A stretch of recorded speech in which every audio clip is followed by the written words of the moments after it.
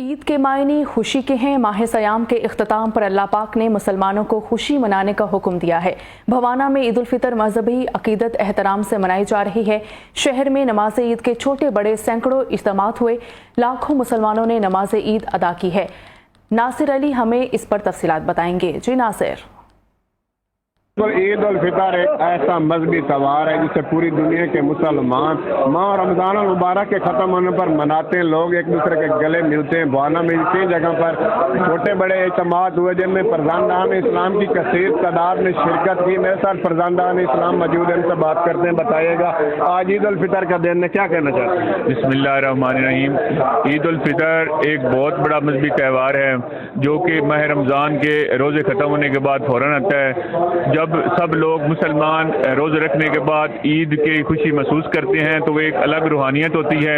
ईद पे हम लोग एक दूसरे के गले मिलते हैं और खुशी महसूस करते हैं और एक दूसरे को ईदी देते हैं। बच्चे बहुत एंजॉय करते हैं क्योंकि ईद एक खालिस्तान मजहबी त्यौहार है।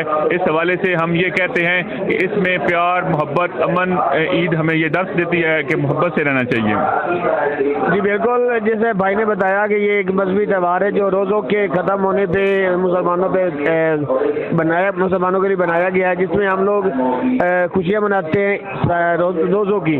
उससे शुक्र अदा करने के लिए ईद पढ़ते हैं, बच्चों को ईदी देते हैं और गले मिलते हैं, नए नए कपड़े पहनते हैं। मेरी गुजारिश है कि तमाम बरादरान से कि वो अपनी खुशियों में गुरबा को भी शामिल करें ताकि उनके बच्चे भी इस खुशी के मौके में शामिल हो सकें।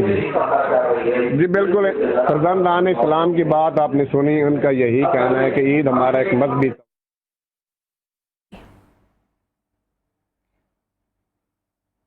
बहुत शुक्रिया नासिर अली तफसीलन अपडेट करने के लिए।